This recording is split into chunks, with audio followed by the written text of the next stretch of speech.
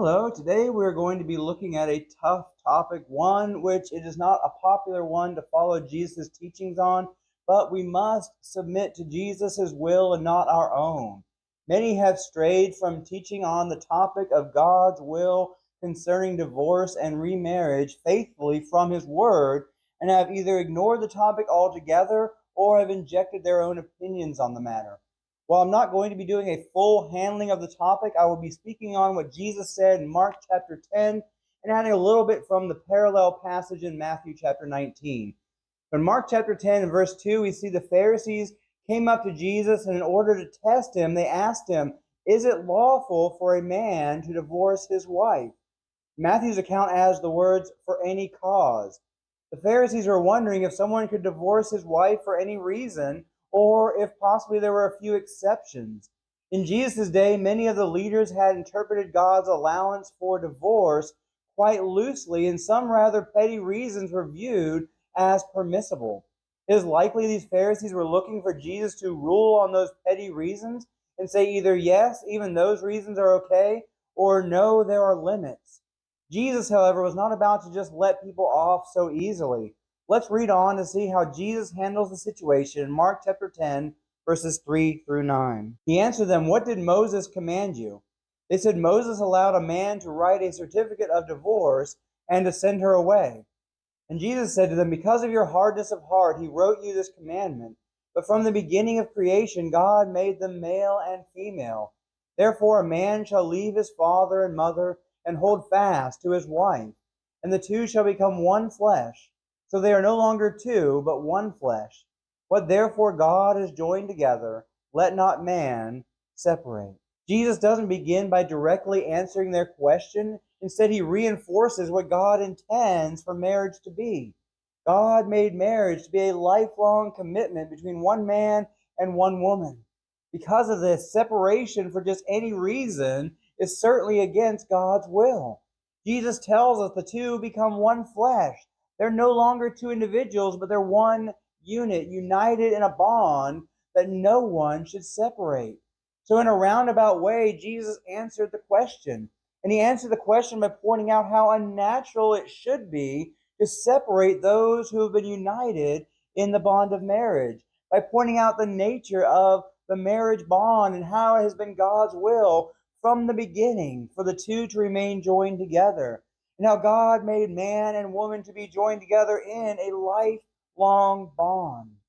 We need to take marriage seriously because it is a blessing from God that is meant to be for life.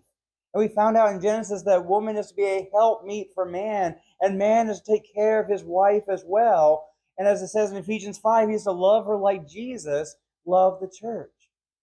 Marriage should not be quickly entered into, nor should one be looking for ways to quickly exit a marriage, as the Pharisees were seeking out with their question to Jesus. God's original purpose for marriage was that it would be a lifelong commitment. Because it is not within God's will for us to divorce for just any reason, we need to work to make our marriages work when problems come up. We cannot just ditch our marriage when things get rough. If it is broke, we fix it and don't just ditch it to seek out a new one, which we eventually break if we don't put in the work to fix it when problems arise anyway. When situations have led to friction within a marriage, there are going to be some things that are necessary to get things back on track. First of all, you need honest communication. You must talk about the things that bother you or have hurt you.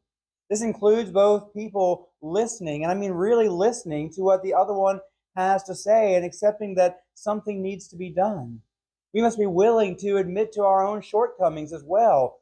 There also must be a willingness on part of both people to do their part to fix things, making changes and even sacrifices or compromises.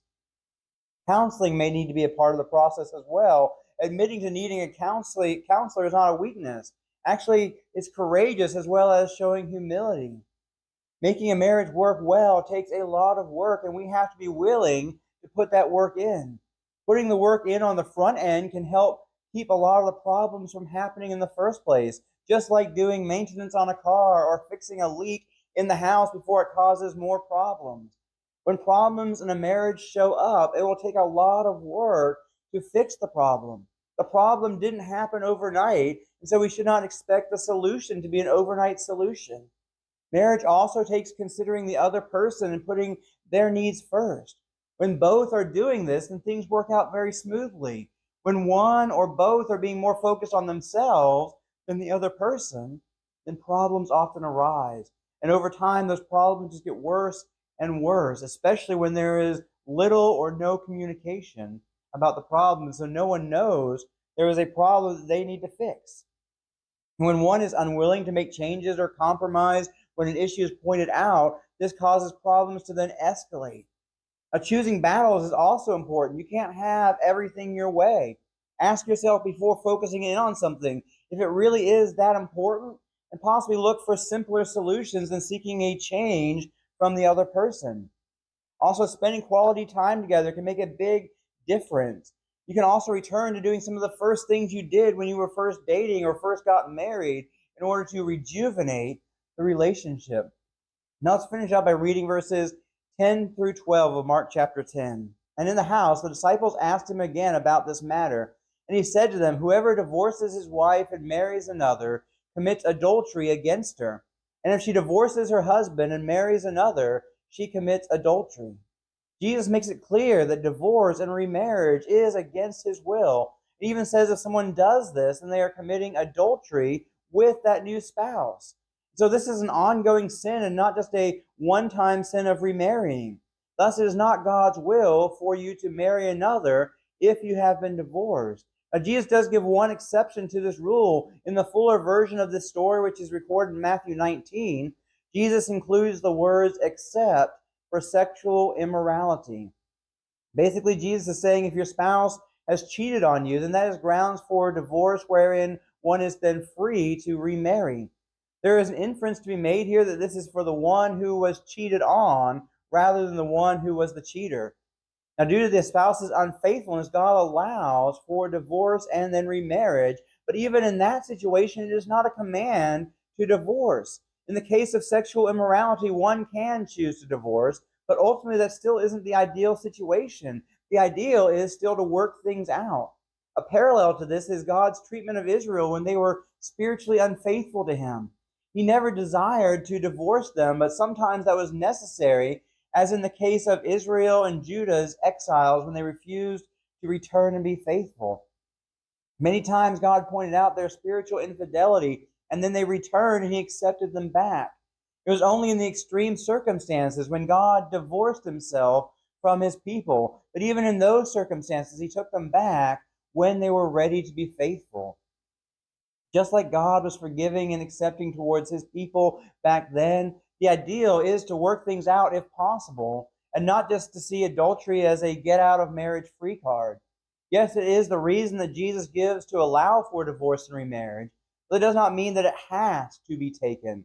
Often such a situation does become one where the divorce is the only option, and in the case of adultery, one is certainly free to divorce and to remarry, since the other spouse has already broken the covenant relationship through their cheating.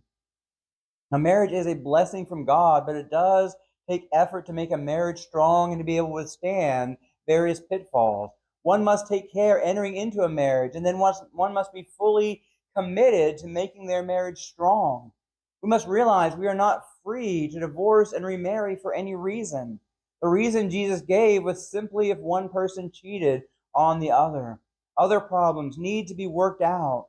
And if there's a divorce for other reasons, then one is not free to remarry. And so all the more we need to work hard in order to make our marriages strong and stay committed to those marriages. I hope you have gotten something from today's message and taken the Word of God as the truth it is that we need to follow. And I hope you have a great week, and God bless you.